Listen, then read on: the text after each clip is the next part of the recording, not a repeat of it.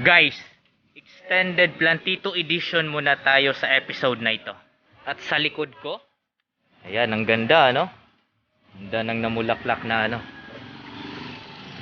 Ayan. Ang tawag namin dyan sa Visayas ay, kahoy-kahoy. Ayan, namulaklak na siya. Ito ay tanim ng aming kapitbahay. Sa episode na ito, mga kaibigan, nakakita na ba kayo ng blackberry? Yung puno ng blackberry mismo, yung hindi pa namumunga. Ganito yan, no?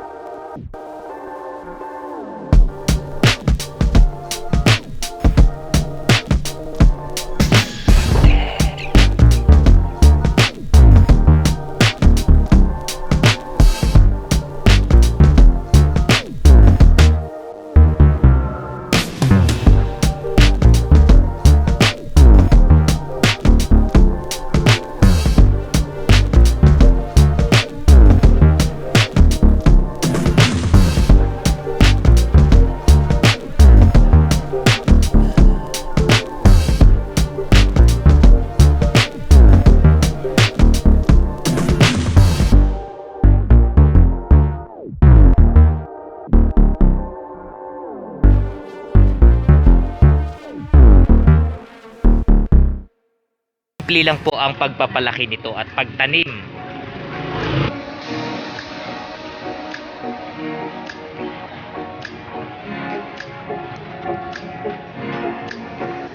Ang nakikita nyo ngayon mga ka-Vertusio ay blackberry. Puno po ito ng blackberry, kakatanim ko lang po nito. Kailangan ba ng buto para magtanim ng blackberry? Hindi po. Ang kinuha ko lang po dito ay sanga. Sanga lang po yan. Uulitin ko mga ka-Vertusio, hindi po kailangan ng buto para itanim mismo at magkaroon ng blackberry kasi wala naman pong buto talaga yon. So ang kinuha ko po dito ay sanga. Yan. Yan. Ito. Yan, sanga yan. Tapos ito rin ay sanga. Tapos tinusok ko lang siya sa sa lupa. Tapos yan na siya. Yan, lumaki na siya. Soon later, mamumunga na rin yan. Mamulaklak tapos mamumunga. Yan. Blackberry po ang tawag dyan.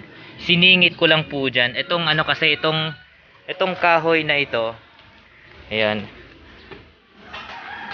Yang kahoy na yan ay acacia pero patay na siya. Kaya pinalitan ko. Ayan, naglagay ako ng dito. Naglagay ako ng blackberry.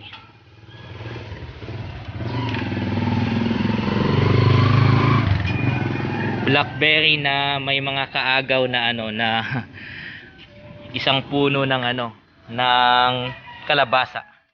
Ayan, di ko alam kung mamumunga ba yung kalabasa na yan. Pero itong blackberry, for sure na mamumunga ito. Malusog po siya. Yan. Growing blackberry at home. Basta kailangan mo lang ng sanga ng blackberry. Tapos lupa. Pag meron kang ganon, makakatanim ka na ng blackberry. Ayan. Isang, lang to, dalawang puno po yan. Yan, dalawang sanga yan eh. Yan, sanga. Tapos yun ay sanga din.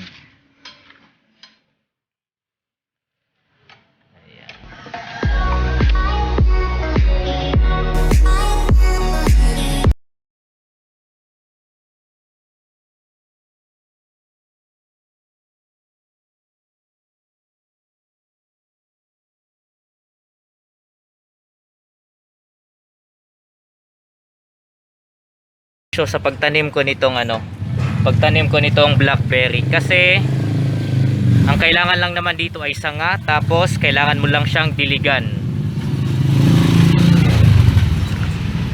Diligan lang talaga araw-araw.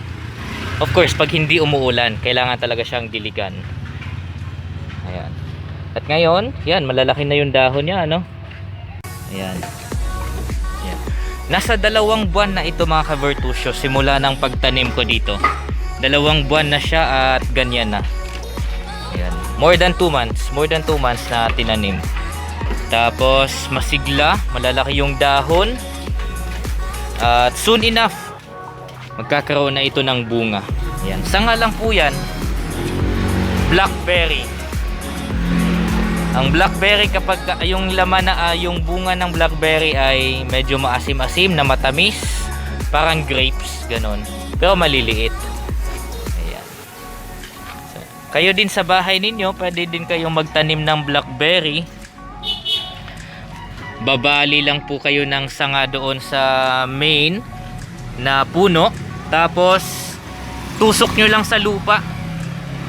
Tusok nyo lang yan sa lupa. Tapos okay na. Hihintayin na lang na tumubo. Of course, didiligan ninyo araw-araw. Yan. Healthy.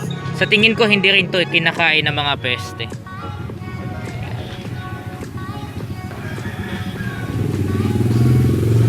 Yan.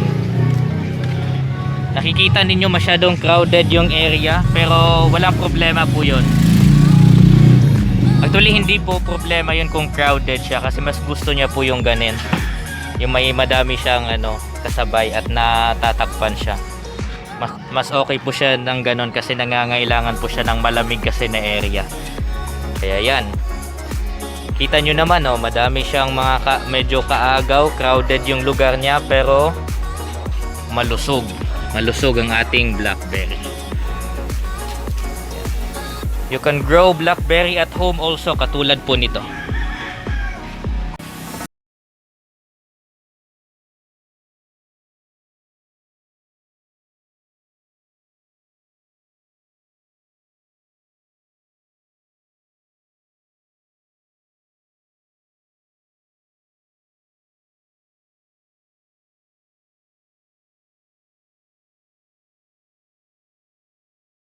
Ka-Vertusio, nilagyan ko po siya ng pang guide, kasi ang nangyari sa kanya, pupunta siya dito banda, baka pag nakita ng mga dadaan, babaliin na lang siya. Kaya nilagyan ko siya ng guide para maging straight po yung magiging straight po yung tubo niya. Tapos itong isa, siksik natin to sa loob. Ayan. Yan, okay na yan. Para magiging straight ang tubo nito pataas. Kasi pupunta siya dito banda sa may sa may kalsada, which is hindi pwede yon. Baka baliin lang siya ng mga dadaan. Ayan. Okay na yan. Yan, 2 puno po yan mga ka-Vertusio. Yan, tinali ko tong isa kasi dumapa na ito. Tapos ito ring isa, tinali ko din para magiging straight lang siya. Yan, para maging straight lang silang dalawa. At lalaki ang ating blackberries. Kayo diyan mga ka-Vertusio, mag-grow na rin kayo ng blackberries at home.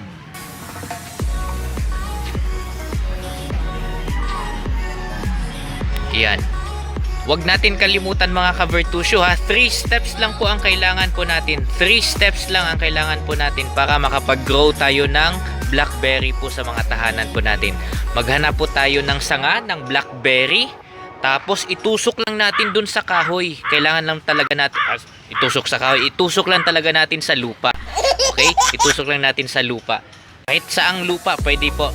And then diligan po natin araw-araw hanggat sa lalabas na yung mga dahon po niya. Ibig sabihin po nun, kapag lalabas na yung dahon ay buhay na talaga siya.